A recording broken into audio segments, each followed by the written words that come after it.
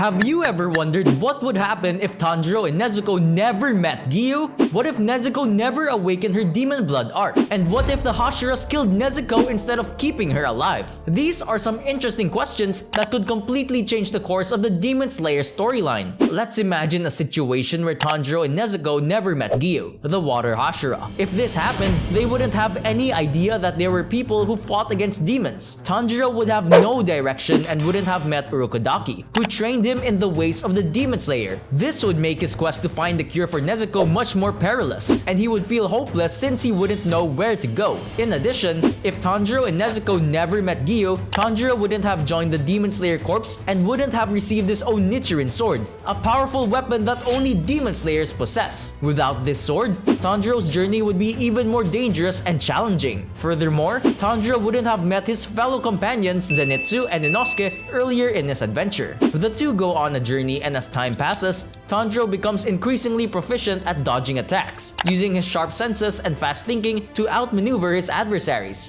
Tanjiro and Nezuko would lure the demons into a confined space such as a temple pit. Once the demon is inside, they would seal the entrance, trapping the demon inside. They would then wait until the sun came up, open the entrance or break apart an opening, and let the sunlight do the rest of the work. As time passes by, they would inevitably cross paths with Inosuke and Zenitsu, which will most likely be in Nataguma Mountain. Zenitsu and Inosuke would be sent on a mission to assist and investigate numerous disappearances of demon slayers on the mountain. Meanwhile, Nezuko and Tanjiro would continue their journey and hear a rumor that there was a demon on the mountain. The two parties coincidentally meet up, and after some bickering between Tanjiro and Inosuke about Nezuko, they make their way to Nataguma Mountain. They encounter the same enemies as they did in the main series. However, this time, Tanjiro doesn't know how to use breathing techniques or has a 𝗪𝗕𝗰 sword. As they continue their mission, they are split up with Inosuke and Tanjiro ending up together, and Nezuko and Zenitsu getting lost somewhere in the forest. Inosuke and Tanjiro encounter the headless monster controlled by the mother spider demon, and after an intense struggle,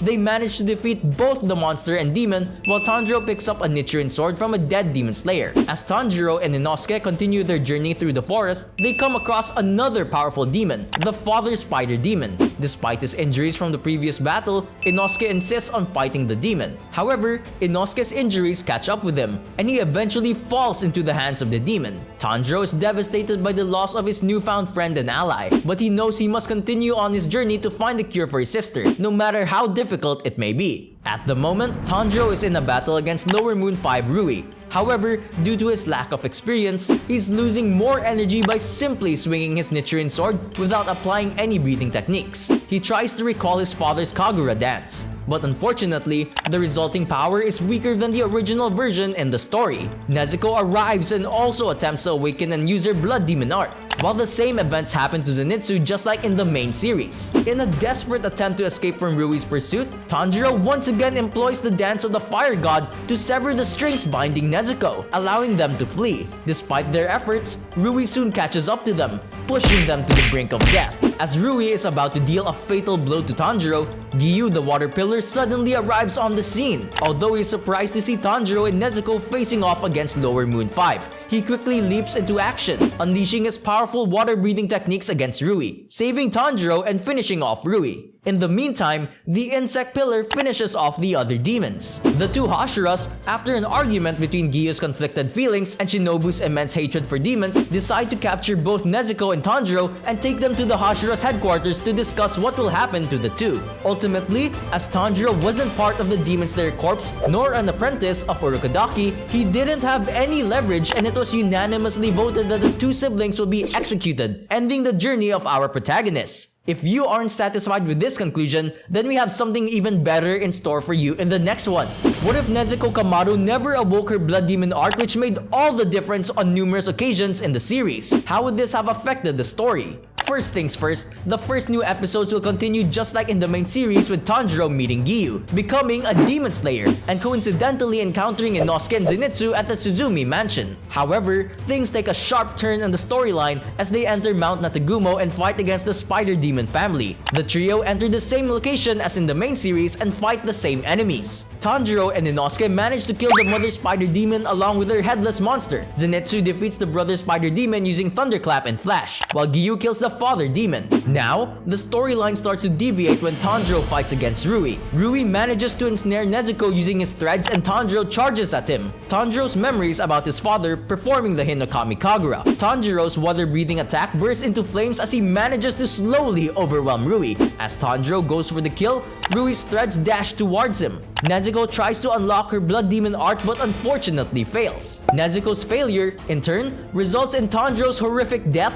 as he is ripped apart by Rui's threads before he can deliver the killing blow and decapitate the demon. Giyu then arrives only to see the boy he saved back in episode 1 in literal pieces on the forest floor. Nezuko cries in anguish as her brother dies before her very eyes, and she may likely go berserk. However, at this point in the story, she still hasn't developed enough experience nor had enough time to unlock her true potential. Giyu would go on to kill Rui the same as he did in the main series, only this time, he failed to save Tanjiro and wasn't there when Tanjiro needed him the most. Elsewhere, Shinobu uses Butterfly Dance Caprice to kill the Daughter Spider Demon, signaling an end to the Mount Natagumo arc. While Nezuko goes berserk, she would most likely be knocked unconscious by Giyu as he tries his best to not let Shinobu have her way with Nezuko. And just like in the main series, only without Tanjiro by her side, Nezuko would be taken to the Demon Slayer headquarters where she will meet the Hashiras. In this grim turn of events, even with Giyu and Urokodaki vouching that Nezuko wouldn't hurt a human, their opinions would be buried in the sand as almost all the Hashiras vote that Nezuko shall be executed since Tanjiro wasn't there to convince them. This ends the Kamado bloodline and ends the siblings' journey. This kind of ending will no doubt signal the end of Demon Slayer society as we know it, since Tanjiro was the last user of sun breathing, which will become the Demon Slayer's key to defeating Muzan. But something even more tragic will happen in the next scenario. What if the Hashiras decided to kill Nezuko Kamado instead of keeping her alive? Will the Demon Slayer corpse even stand a chance? Of course, we'll skip several arcs including the final selection arc, Suzumi Mansion arc, Mount Natagumo arc, and more as our story begins after Nezuko and Tanjiro's fight against Lower Moon 5 Rui. We'll fast forward to the Hashira meeting. In this alternate timeline, the Hashiras convene to deliberate on how to address the issue of Nezuko, who is a demon. While they acknowledge that Nezuko hasn't harmed or killed any humans, they still believe that she must be eliminated due to her demonic nature. Upon learning about the Hashira's decision, Tanjiro is left heartbroken. Feeling completely helpless and defeated, Tanjiro can only watch in utter horror as the Hashiras proceed with their decision to execute Nezuko. Sanemi Shinazugawa, the Wind Hashira, swiftly delivers the fatal blow and Nezuko falls lifeless. As we all know, Nezuko was the only one Tanjiro had left.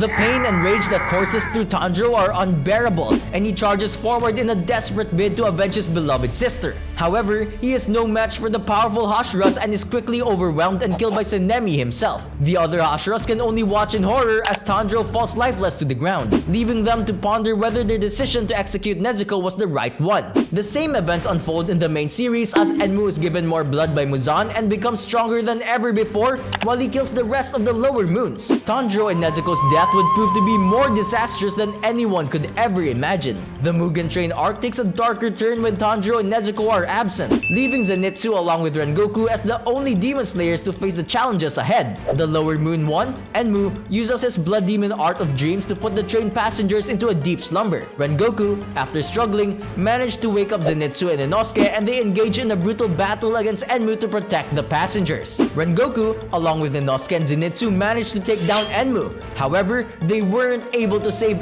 every single passenger on the train, unlike in the main series. Suddenly, Akaza, the Upper Moon 3, emerges. He is tasked by Muzan to monitor Enmu if he tries to escape. Now that Enmu is dead, he is forced to show himself. Rengoku understands that he is about to face a daunting battle. Despite this, Rengoku remains resolute and prepares himself to confront the formidable demon. The two warriors fiercely clashed, their movements resembling a deadly dance. However, similar to the original timeline, Rengoku is killed by Akaza. In the Entertainment District arc, Tengen Uzui, the Sound Hashira, ventured into the district to find his missing wives. However, he was taken aback when he encountered Daki and Gyotaro, the Upper Moon Demon 6. Since Nezuko and Tanjiro were not present, Tengen had to face the demons only with Zenitsu and Inosuke. The fight was brutal and caused extensive damage to the district. However, since Nezuko's unique abilities and Tanjiro's sun breathing were not present, defeating Daki and Gyutaro proved to be much more difficult. Unfortunately, Tengen and his wives along with Inosuke and Zenitsu eventually fell in battle.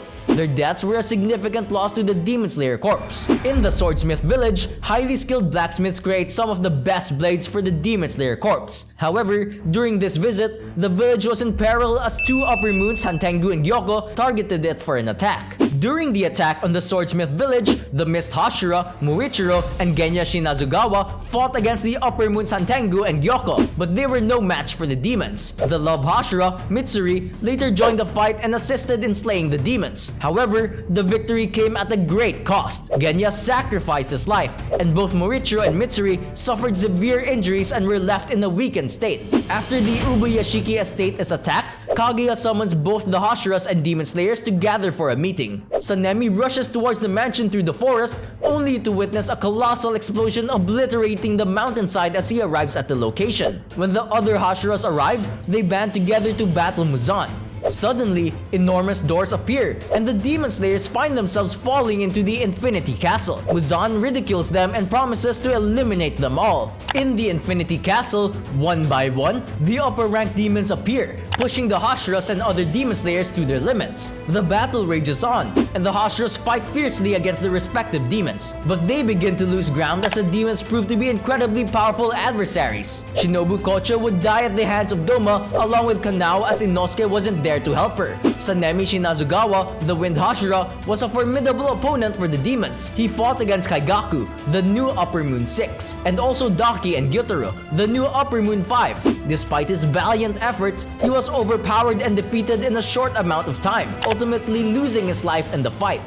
Muzan got tired of just watching the battle and chose to join in, making it easier for the demons to win. Kokoshibo, Upper Moon 1, defeated Gyomei Himejima and Muichiro Tokito in a fair fight, and sadly, they both died. Giyu Tomioka fought hard against Akaza, the Upper Moon 3, but unfortunately, he was unable to defeat him. On the other hand, Obanai Igoro and Mitsuri Kanroji were able to defeat Nakime, the new Upper Moon 4, but Muzan appeared and killed them in the end. That's the answer to the 3 what-if questions. If you have your own theories, comment them down below. But before you leave, any Demon Slayer fan might have thought about the next one. What if Sabito survived the final selection exam? If you're curious what happens if he did survive, check out our next video.